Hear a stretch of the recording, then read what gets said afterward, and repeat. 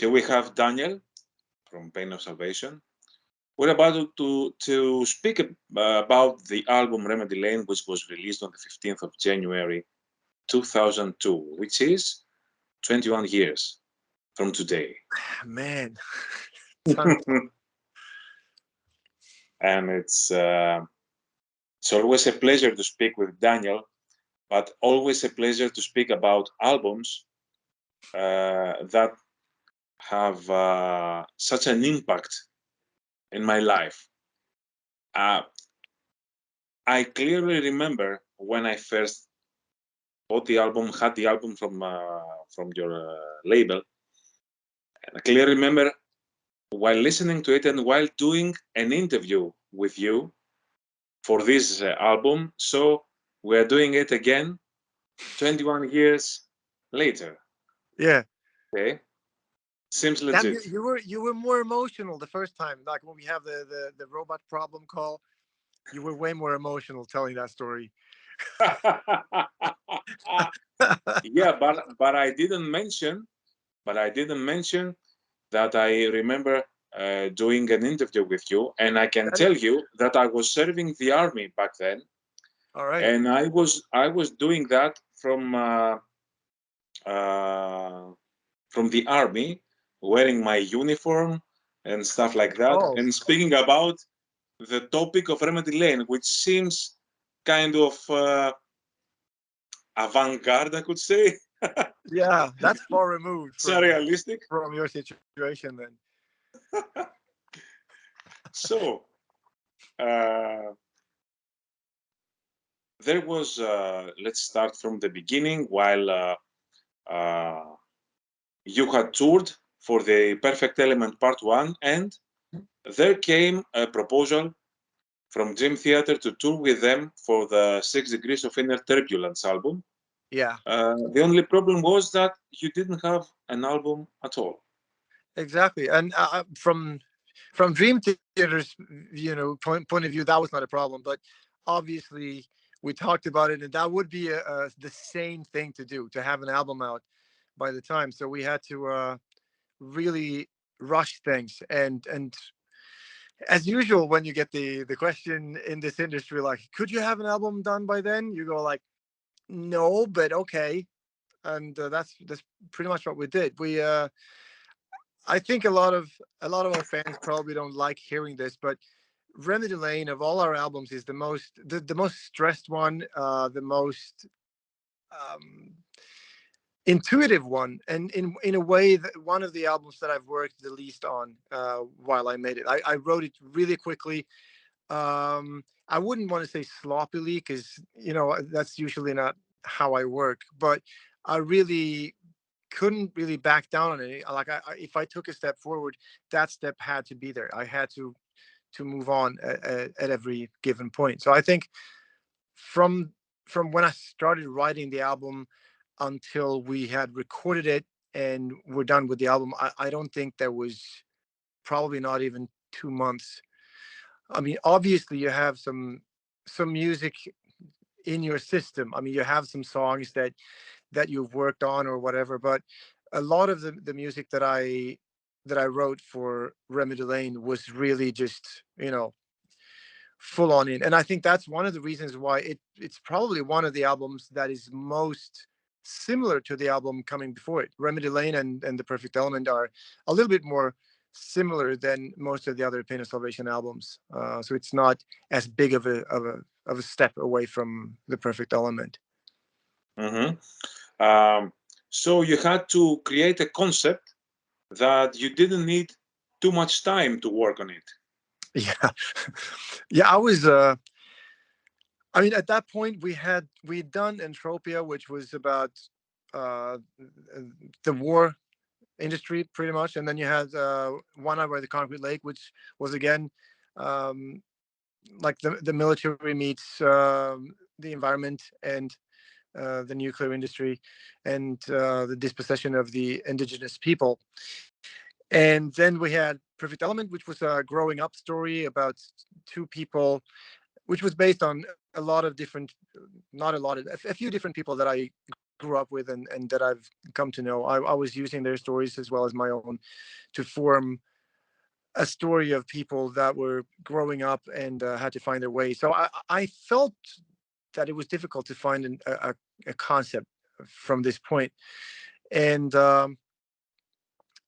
I think that I pretty much I was choosing that concept of Remedy Lane because that was closest to me. That was what I was working through at the moment. It was things that I had to process, and I felt if I am to make an album quickly at this point, I can't, sidestep that process to find other things to process. I need to stay on what I'm actually processing emotionally myself at this point. But it was a hard decision of coming that close and really going into those emotional. It's like an emotional crisis that I was in at that point, pretty much, and to use that and write about it and then show it to the rest of the world, especially I think in the metal industry, which is, I think up until that point was not a lot of, the only album that I could relate to that was also showing the similar way of self-exposure would probably be Clutching at Straws, which I had been in touch with as a musician, but that was not in the metal scene. Metal scene was usually not. I mean, I grew up with Kiss and Dio, and it was a lot of tropes. It was a lot of props. Um, Even the bands I was listening to the most at that point were still. I felt that I was I had grown up being musically touched by metal and hard rock, but never really lyrically, except for maybe some of the ballads. My lyrical input definitely came from other music styles. So I felt at this point that I was bringing a kind of poetry and a kind of concept, you know, construction into metal that was not at all supposed to be there. That was my point of view at that point. Mm-hmm. And surprisingly enough, we see that the complexity of the music is, I think that Remedy Lane is the most complex album music-wise that you have ever created, although you had so limited time to do it. Yeah. And I think that it comes across as more complex just because I didn't have time to hide the complexity. Because normally I really enjoy, as I've put it before in interviews, I like to hide the engine away under the hood of the car. Especially since like those specific decades that we came out of at that point, there had been a lot of bands trying their best to sound complex without necessarily being very complex. Um, and I was much more into like some of the Beatles stuff is definitely complex, but you don't think about it. And it's the same thing with ABBA. Like when ABBA is at their best, they're doing really weird shit sometimes, but you don't really realize. You're just along for the ride.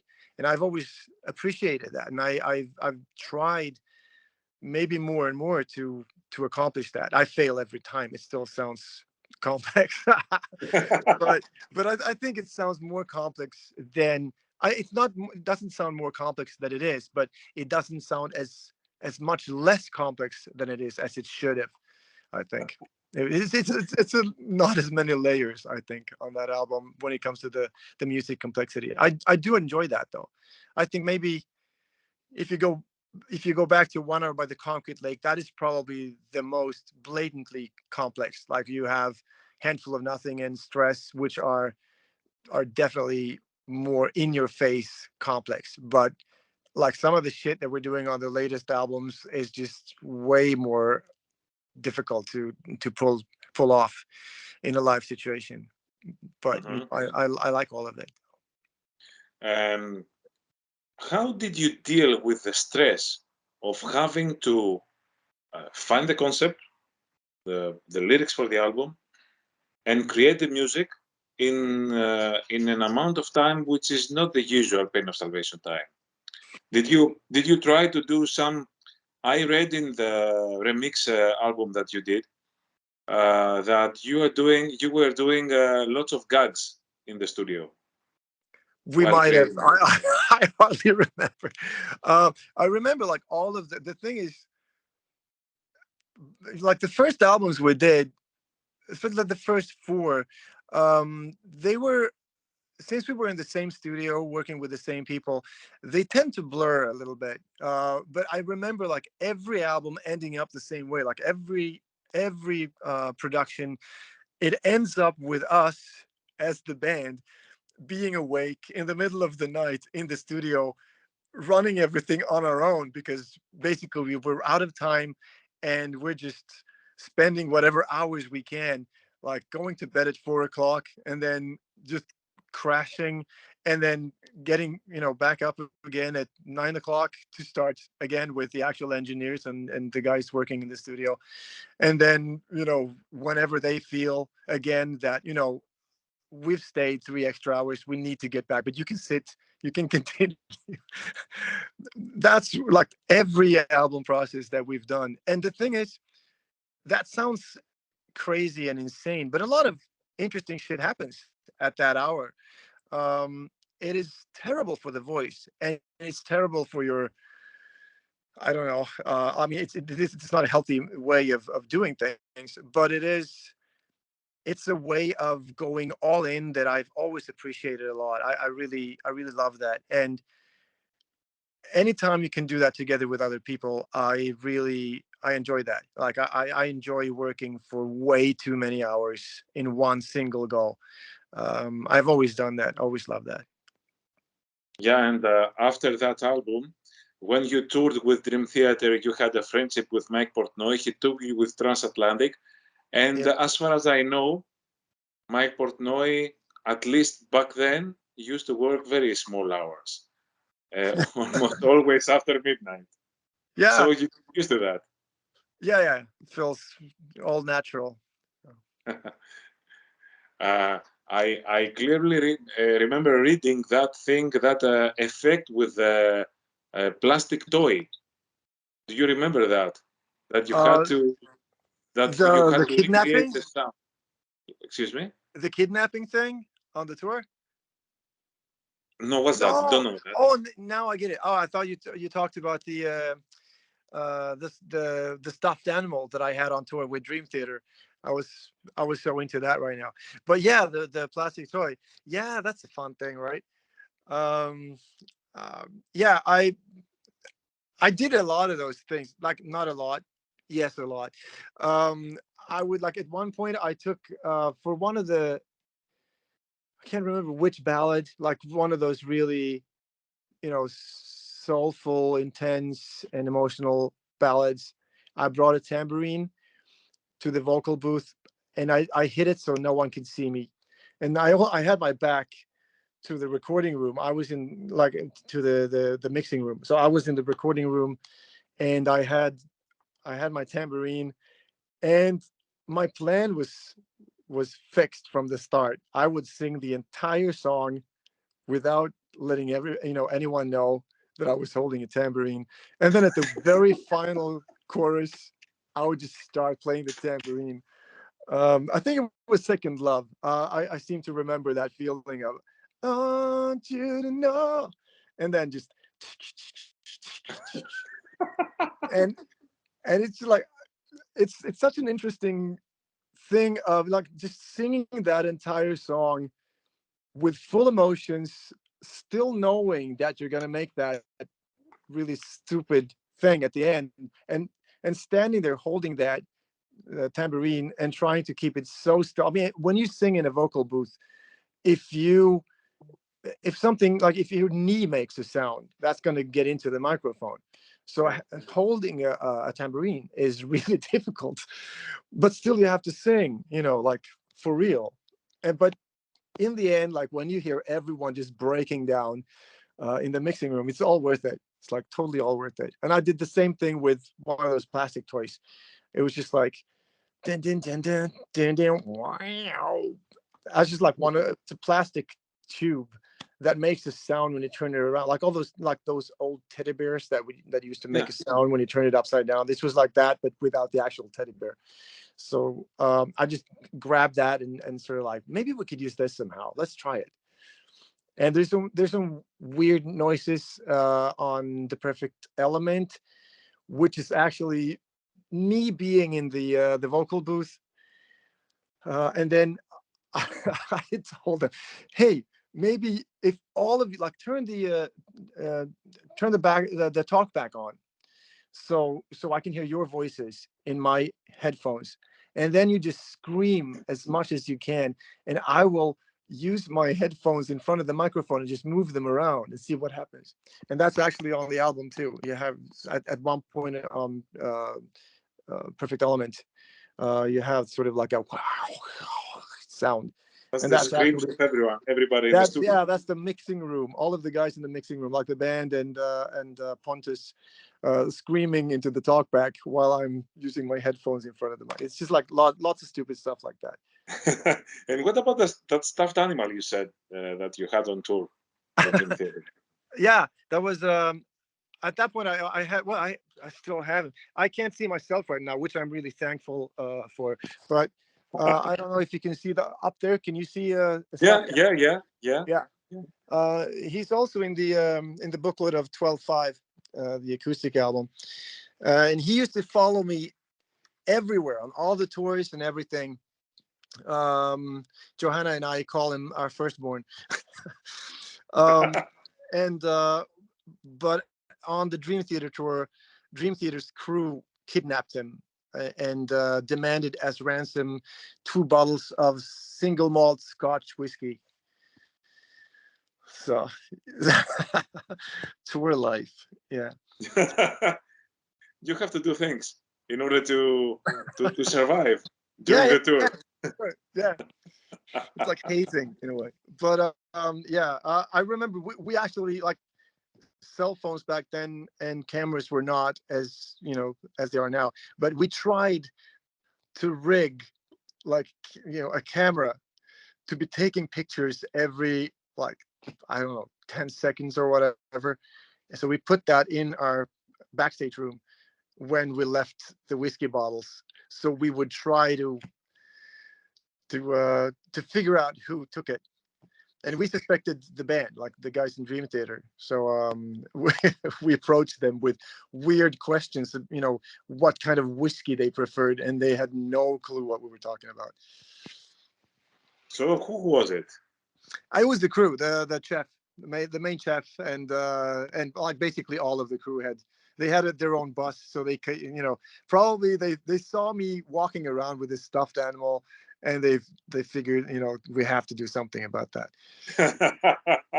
So yeah, they lowered him down at one of the gigs. We were on stage, and then the entire crowd would just like start looking at, like, up in the ceiling behind us. I had no idea what was happening. And when I turned around, it was Tuflos, which is his name. It was like slowly being lowered from the ceiling on stage. Yeah. So uh, the album concept itself is kind of autobiographical. Yeah. Because you needed to have some things on your mind easily. You didn't have to read about it. Yeah. So you had to create it. You had to create it easily and without spending much time. Yeah. Dig where Uh, you stand, I guess. yeah, and it surely wasn't too easy for you to speak about Johanna's miscarriage, Yeah, which there's a happened, lot I of think, after like, Entropia. yeah, there's a lot of it's like really a lot of steps through a crisis, basically, the album, and going back also to things in the past. And it's yeah, it was very difficult. And it's even, I think, just about now in life, like the last years, where I can sort of, like, there was a period first when you played it, every time you play those songs, you need to get back, because I want to be 100% in the lyric when I'm singing live. I want to be the song, not just perform it.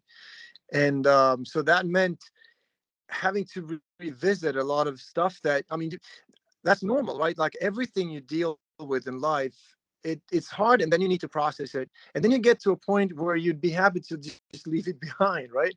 The problem is when you're using your own personal heavy experiences as as art, then the first thing that happens is that you need to relive it over and over again, even after you feel done. It's like going to a therapist, and then you feel like you're done, like you got the help you wanted, and you're like, I feel done now. And the therapist keeps going, no, we're going to talk about this for 10 more years.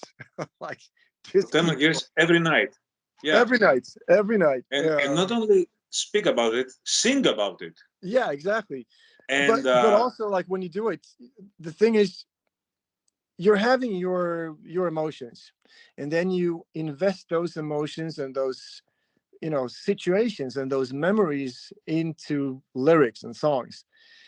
And it's pretty much like if you experience something and you take a photograph of it, and then as you get older, at some point you don't really know if you remember the actual memory or if you just remember the photo of the memory.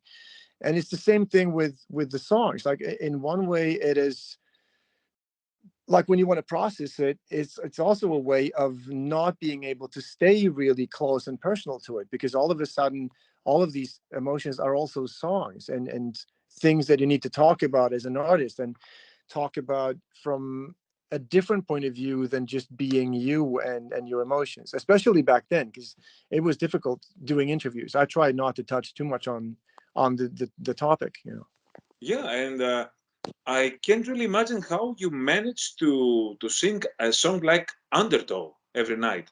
If you were singing it live, don't remember the Yeah, set list. that was almost easier because it is so general. It's so generic. I mean, the lyric is not about one specific situation. You don't have to put yourself. It's more difficult with like songs that are like a song that is actually dealing with the miscarriage and all of the steps and all of the emotions you had back then. You're instantly put in that specific location, in that specific moment, and reliving it visually and emotionally. And that was, I mean, I don't think it's an accident or a coincidence that there was a long period of time where we didn't play Remedy Lane, like almost no songs from it. I think Mhm. my excuse, both to myself and to the world, was that I had moved on from the album, and I wasn't into the album so much anymore. But I think a lot of it was also that you get to a point where you don't want to get back into it again. Yeah. And even when we got the question of performing Remedy Lane in its entirety in Prog Power USA, at Prog Power USA, that was one of the things that I was a bit concerned about, that I would have to get back. Like, first of all, the album was never made to be able to play through like in one go. I had, like, back then I could never pull that off with my voice. um so luckily my voice is much stronger now than it was Mhm. back then. um but it was definitely a concern. um but I noticed, maybe because of the whole hospital stay and just getting a totally different calibration Mindset. in a Yeah. way, that I could feel for the first time that I could get into that material. I could be there, and it felt okay. It was not a big deal. And I feel the same way still.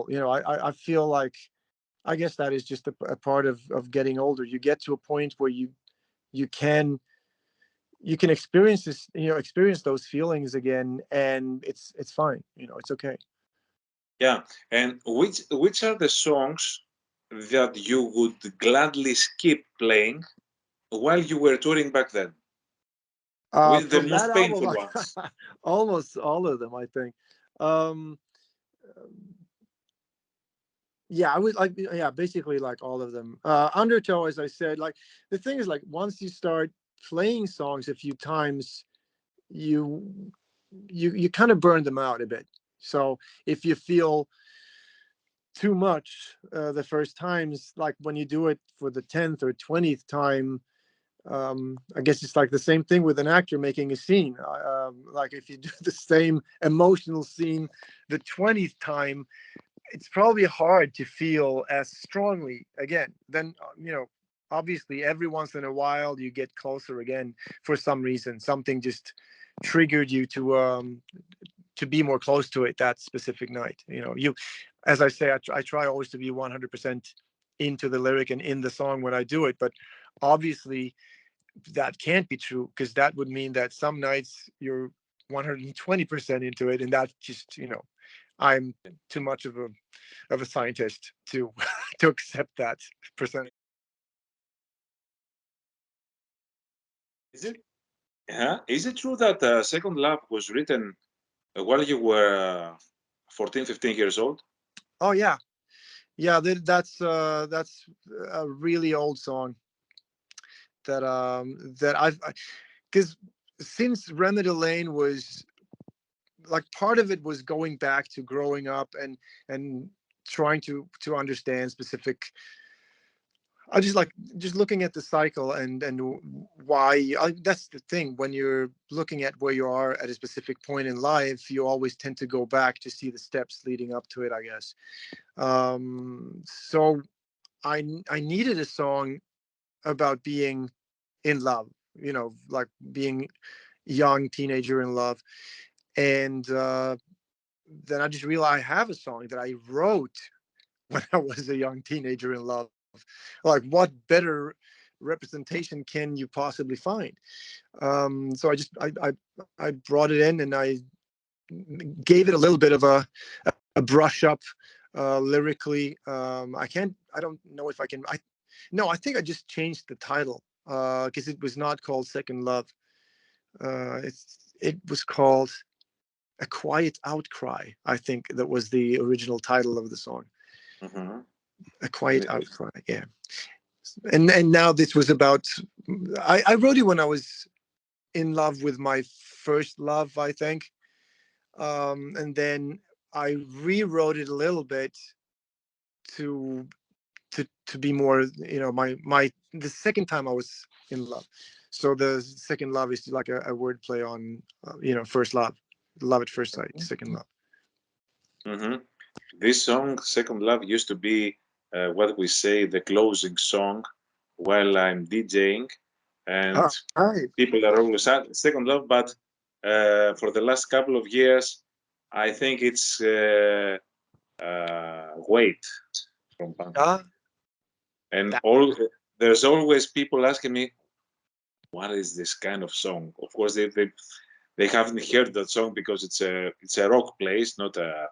yeah. They haven't heard that song, and it was Second Love and Wait. So when people hear Pain of Salvation, they say, okay, we're closing up.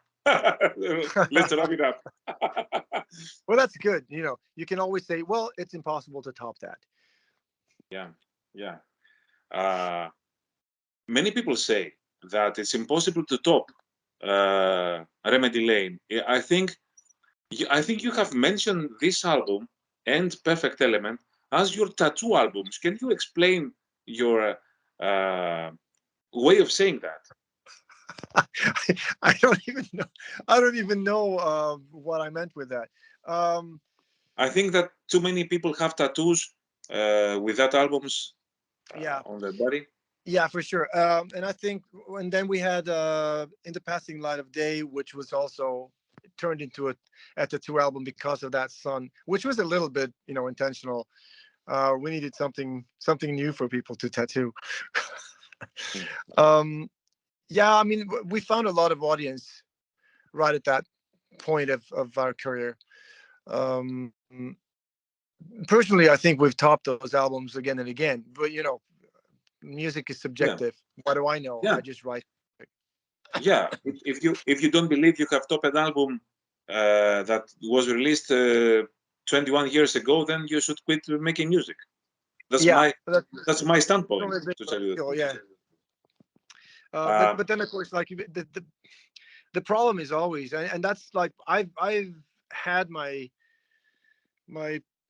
you know, I've had periods when I feel like I don't even know if it's worth making more albums, because like I I like the music, so I can make music and just listen to it on my own. I have like surely 2 albums right here. I can just listen to them at any point, without anyone being disappointed. That's the problem. Like you get your albums out, and the more albums you have in your back catalog, the more people are going to be disappointed. Um, and at, at some point, I feel like maybe I don't need that, you know.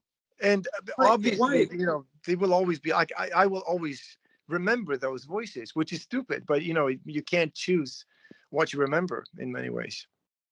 Why would the people be disappointed? Because it's something out of the box for the Pain of Salvation fans.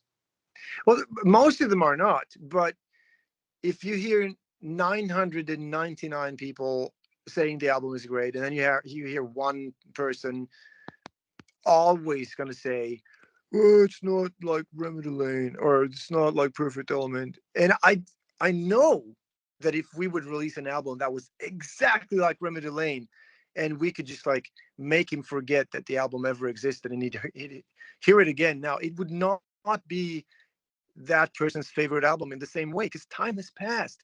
Everyone has moved on. Everyone is older.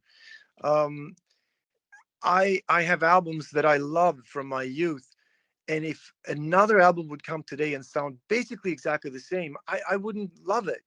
It just, because I can't be who I was back when I heard that album the first time. It's just impossible. I would still appreciate the album, but it would be like, oh, it's like a ripoff of that album. And I think that people do not understand that musicians are people that do not want to be stale. Okay, not everyone is like AC/DC. I was just People gonna say, evolve. say that to Yeah, Angus, but yeah, on the other hand, I totally appreciate that too. Like, yeah. I think you should But you go cannot. either But way. you cannot do it. But you cannot do it like AC/DC. No, Nobody else can do it. no, So that's why AC/DC is one. yeah, Nobody else can do it. yeah. Well, I think you have to love what you're doing. I mean, you have to love the music. I feel that. Like, I know a lot, way too many musicians out there that I've met in the industry that do not share that mindset, which to me is weird. But I have to love the music I write. I have to love the music that I put out there. Otherwise, I don't find meaning in doing it. Like Yeah, I can't. I know there's a lot of musicians who are making an album and going like, yeah, this is whatever will make the fans happy. I would never do that. I'd rather just fuck them up with an album that they don't love if I love it, because I don't know. I'm just some honesty junkie, I guess, when it comes to that. yeah, yeah. I don't want to go deep into the concept, not only because it's 21 years old, but I don't want to bring you back memories. I just pointed a few things, Yeah, like the raw pens. You say something about Winnie the Pooh tie. What yeah. what is that? That How is that used? that little segment was based on this is the fourth wall thing, I guess, or I don't know how many walls, but yeah, it's about, and I'm not going to mention any persons, but there was a person fairly close to us that had tried to commit suicide, um, by using a tie, Hmm.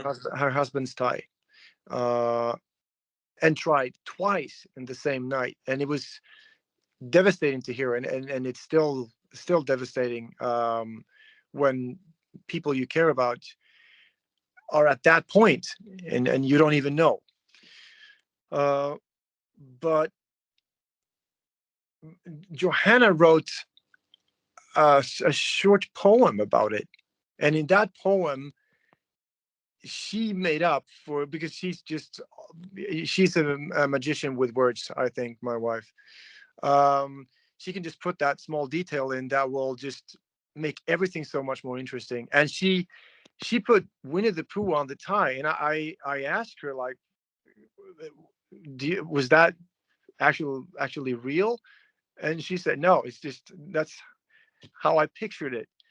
And I love that. So I asked her, is it okay if I use that in the song? Um, because it just gives that, because that's how life is. Like when shit happens, when really serious things happen, life, the planet, time, the universe, it doesn't care. It doesn't make sure that the surroundings fit whatever big feeling you're having at the moment. And I think all of us will be able to relate to that. You've just seen someone die that you love, but you see people outside the window just continuing their life like nothing happened. Someone is laughing. The sun is shining. Um, I've always been really good at whenever stuff happens in life. My mind is always picking up on the small ironies of things, which is why I fell in love with that little detail, because that is exactly the thing that I would be like. My mind would really get stuck on that. Had it been me in that situation, that would have been, like, I would have noticed and gone like, how silly is this? Yeah. And I've done, like, even in the hospital too. Like when I was in the hospital, um, life just has a way of being ironic in sort of a humorous way. And sometimes that can actually help, getting you through rough passages. Just looking at, well, Earth still has its sense of humor. Yeah,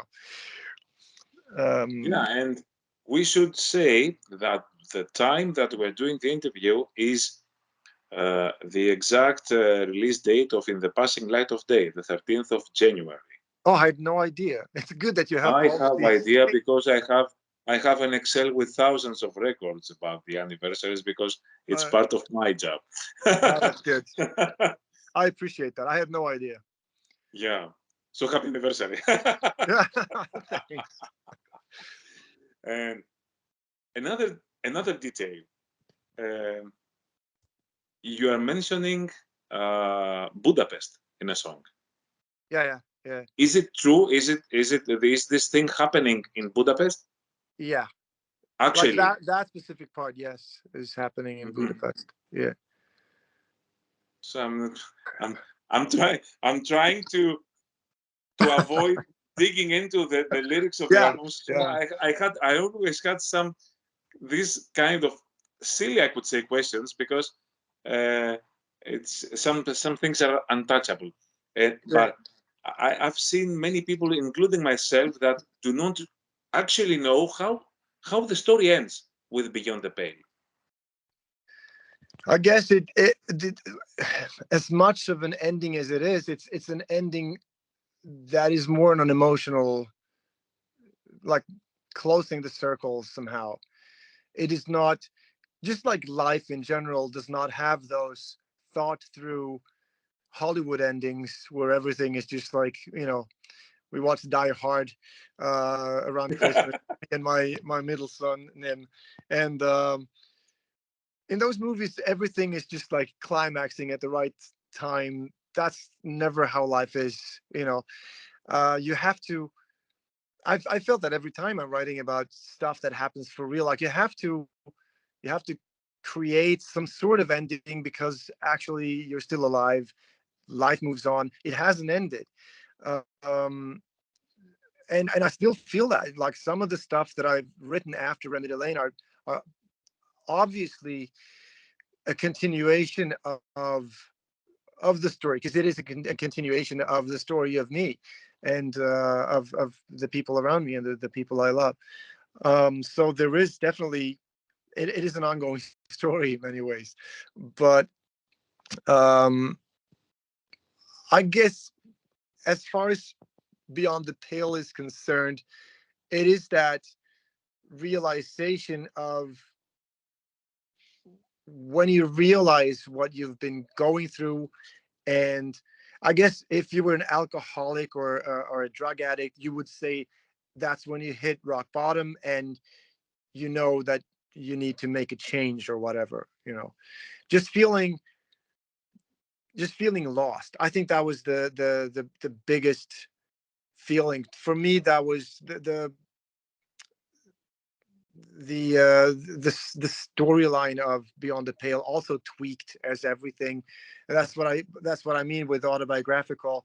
As soon as you're making something autobiographical, even when you're making like a huge book on your life, you will make a selection, of course, and that selection makes it, you get a gravita that it was maybe not having. And I feel that way when I sometimes I feel guilty of, like, when I write about stuff that has happened and I tweak it lyrically or poetically.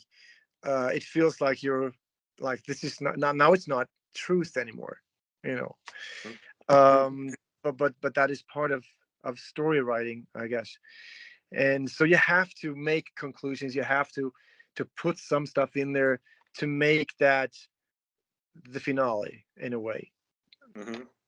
Yeah. And When the phrase "beyond the pale" was still in me from a short story that I read in my English studies, and the expression or the concept of beyond the pale, like when you have taken that step across that line that you didn't want to take, and you're being aware of it. That feeling was what I felt the song was about, and so that phrase "beyond the pale" had been with me for quite some time, and this was the perfect song where I could invest yeah, this yeah. phrase.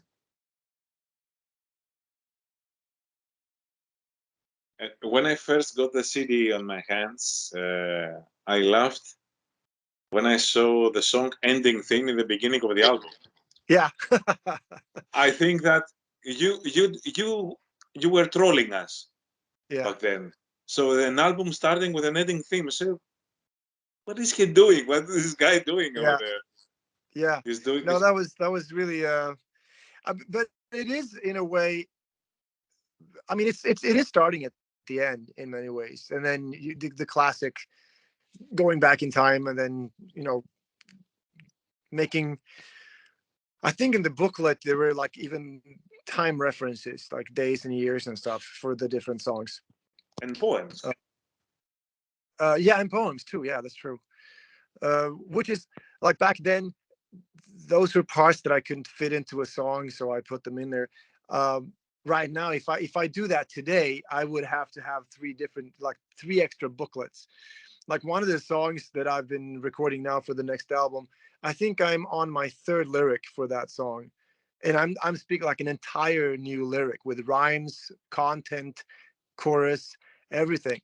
And sometimes you have recorded 6, 7 harmonies for the chorus, and all of a sudden you're like, damn it, this needs to go. I need to and it's Just wrap just it up. such a Just wrap it up. tedious thing. Oh, Just wrap it up. It's simple as that.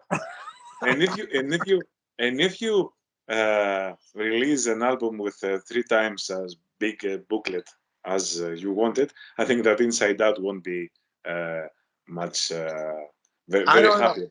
Pages cost. That's the thing. Yeah. You still have just one album, but lots of pages. So there's a much more expensive product, but people still feel that they're just buying an album. So I don't know. But yeah, the thing is, when I'm sitting here, like sometimes I can sit again late, really late at night, and I have a song that I'm working on, and then I get to that point where I'm just gonna try something. I'm just gonna try adding a lead vocal, like not a real one, just like something to know what I'm working on. So I'll record something. It's sometimes not even like actual English. It's sort of English, but it has sort of like halfway through I'm just making things up, and then I feel, yeah, that would be nice with like a harmony that goes like, I should record that, so I don't forget it. And then I record a harmony, and I I need to I need to sync that error, because the first phrase doesn't make sense. So I have to sing the second harmony with the same way of not making sense. So it sounds right. And then all of a sudden, I've been sitting for 2 hours. I have six harmonies that are basically useless because they can't end up on the album, and sometimes they do. That's the funniest thing. Like right now, I have for one song the ending chorus is still the old one. I haven't re-recorded it, and the middle section, like three words, it doesn't make sense. They're not proper words. And I'm still sort of like, should I re-record all of those harmonies, or should I just like for the B album, since the live version was recorded live before the album was done, I was writing lyrics as we were doing the actual shows. So every show had slightly different lyrics. For some of the songs, I had no lyrics. I was making up lyrics on the go as we were performing the album live. So I was sitting with, I think we recorded three shows, and for the live version of for the live version of the B, like the DVD and stuff, I had for some of the songs three different lyrics, like slightly different or sometimes way different. So you couldn't cut between the different takes because they'd be different lyrics. And they're still like on that album, some of the phrases I still remember. Like I was sitting down listening to try to figure out what I was singing, and there were phrases that were like, this is not even proper English. This is just, you know English. boat is. English. Yeah, exactly, like the kind of English that you talk when you're a kid and you haven't learned yet. You're just making something up that sounds English because you need to Yeah, but get to the next phrase. you should know that the whole Greek metal scene in the 80s was based on this. Nobody had lyrics. They had lyrics only on choruses and on Yeah. ballads. See, that's enough. Come on. So, but seriously, for the B live, the album, the live album and the DVD, there are phrases in there that are just like, I try to make sense of it. Like, okay, I need to write something in the booklet because this is not a proper sentence. So I would actually write something that was, it sort of makes Different, sense, if kind you, of. yeah, with some It's imagination. kind of what you hear. Yeah, maybe if you read this while you hear it, you think I'm singing this. So really, It's like when you try. I was doing a podcast about subliminal messages and these backward oh yeah, messages. yeah, this So doesn't even make sense forward.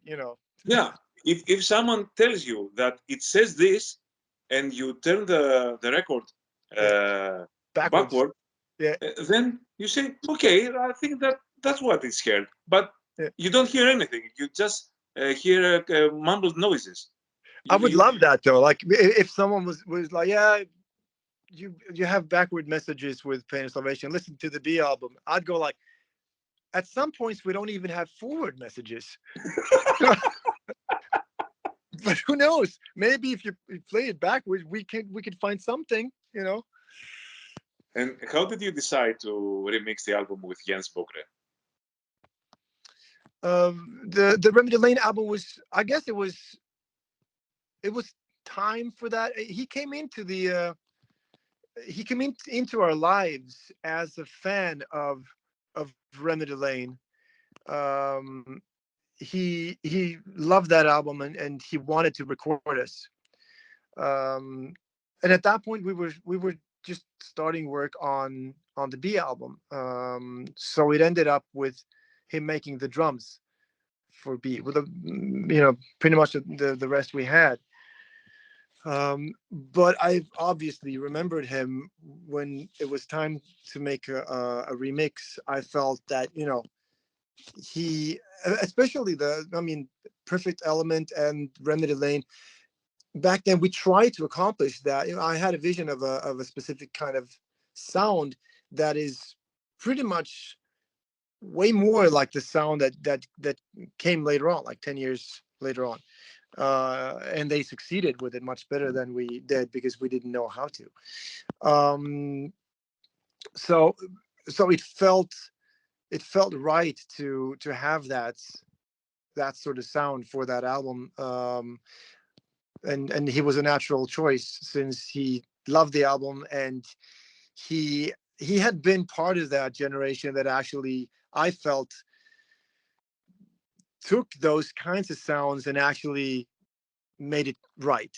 The way I would have wanted it to sound back then.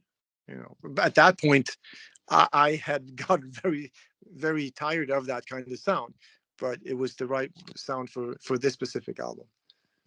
Mhm. And if you were to sum up the concept of Remedy Lane, which would be the lyric that you would use? I've chosen something like we were much more human than we used to be. That we wish to be. Yeah, I think that is pretty much the sentence that sums that album up. And I I think that's why I mean, it's a very, it's a catchphrase in a way, and I can see how that has become very popular with the fan base. Hmm. Uh, And of course, the lyrics. To be honest, I don't know what I'm looking for. yeah, It's the pain of salvation is to be honest. Starting with to be yeah, honest, when someone yeah, wants to speak about pain of salvation, says to be yeah. honest. I don't And know what also I'm. that, because I've always felt that, like with life and everything, I guess like lots of people can feel the same way, that you go through life in search of something, but you don't really know what it is. You just know that you have this sort of longing and curiosity. Um, and looking back, you can see that those the embryos of those thoughts and those lyrics have been there ever since the demos we did long before the first albums. So yeah, it's sort of like trying to find out who you are without being new agey enough to say that you're looking for yourself, because that's the point I'm making on the B album. You can't go and look for yourself. It's like looking for the house you stand in. It's just impossible. um I've I've always had problems when people say that they need to find themselves. I think I can't remember now, but there's like it's it's a joke that's been made in a lot of different ways, in a lot of different series and movies. But uh, Yeah, I think one of them was just like, "You're right there." I think that's the best one. I need to find myself. You're right there. you're right there. Yeah, Yeah, just that's all you what know. often that's what often women used to say when they want to break up and say, "I need to find myself. I need some space Yeah, to find myself." yeah. Usually That's when the people say that, stereotype. yeah, usually when people say that, what they really mean is, I found myself. I'm not happy with that one. I Yeah, want to let's find change another it. one who's me. I want to find another me, and a new Yeah. me.